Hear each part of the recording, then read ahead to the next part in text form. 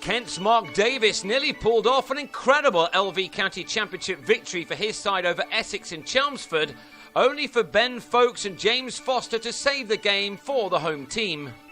After the whole of the penultimate day had been lost to the weather, everyone assumed that the final day was going to be about nothing but bonus points. Kent began it on 214 for 5, 2 runs to the good, with Darren Stevens closing in on his 100 after resuming his knock on 91. He had to get there without Geraint Jones, who should know by now just how accurate David Masters generally is. Leaving him is fraught with danger, as it proved. Stevens moved on to 99 and now just needed one more run for the 25th 100 of an excellent career, but in going for it, he sold his captain James Treadwell well short, allowing Jake Mickleborough to set up a simple run-out. Thankfully for Stevens, he did soon make it to 3 figures for the first time this season, but for the 4th time in 5 years at this ground. And then he decided to go on the attack to try to earn his side as many batting points as possible. It was at times streaky, but these shots soon had Kent at the 250 mark. The next challenge was going to be to get to 300. And that looked as if it would be a breeze, with Matt Coles helping Stevens along. He too looked to play his shots, and with these two now going along rather nicely, it brought home even more the disappointment of the previous day. This could well have been a thrilling encounter between two well-matched teams. Stevens was the big difference between the two in the first innings. He added to his 15 fours by launching Ravi Bopara over mid-wicket for a maximum, as Kent moved within one more boundary of their 300. Yet they failed to get there. Indeed, they failed to score even one more run after Stevens went after Bopara again, only to find Graham Napier at long on. Stevens was out for an exceptional 136 after more than 5 hours at the crease. The batsman crossed in that dismissal, so Coles was now on strike, only to lose his wicket next ball as he took on the arm of Masters and lost, just. Coles was out for 30. Rhys Toppy then removed Charlie Shrek for a duck as Kent were all out for 296 for a first innings lead of 84.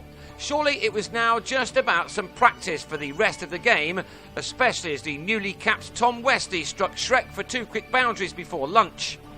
Few would have guessed at the break what was about to happen. On the restart, Westley edged Davis behind on 17. Bopara picked up a pair in the same over, the ball lifting at him to catch the edge which was held by Sam Northeast. Mark Patini got an even more unplayable ball in Davis's next over and nicked to Coles. Before Davis made it 4 wickets in 11 deliveries as Ryan Tenduscarter was well held by Stevens for a duck. And when Shrek, who deserved a wicket, joined in the next over by having Mickleborough taken behind by Jones, Essex had slumped in a flash to 24 for 5. That left them still 60 runs behind, with Davis having figures of 4 for 9, and now Kent were favourites to complete a wonderful win. Having been blown away for just 63 last weekend, they knew how quickly games could change, and they now needed just a couple more wickets to really put them on the edge of a sensational success. Alas for Kent, they now found Folkes in fine fettle, and after the shine went off the ball, batting became a lot simpler for both him and his captain Foster. Steadily, these two started to settle things down.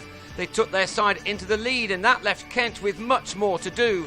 Not only did they now need quick wickets, but they were also going to have to find some time to score runs to win. As it turned out, they never got that opportunity, as Foster and Folkes kept the Kent attack at bay for the rest of the match.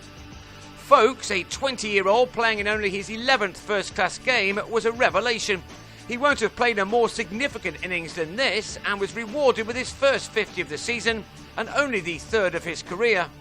Given the situation when he came in, it was some effort to get there off 105 deliveries with his 5th 4.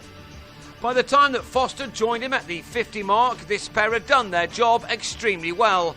The Essex captain had seen off 136 balls from which he'd struck only 3 4s.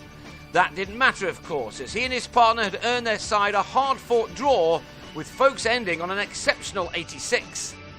Both batsmen were at the crease for 3 hours, and in that time they took their side from 24 for 5 to the safety of 166 for 5. It was an extraordinary day, and a much more exciting one than anybody anticipated. Kent took 8 points, which leaves them 9 adrift of Leicestershire at the foot of the table, but with a game in hand, while Essex moved into the promotion places, for now, with the 7-point stay accrued.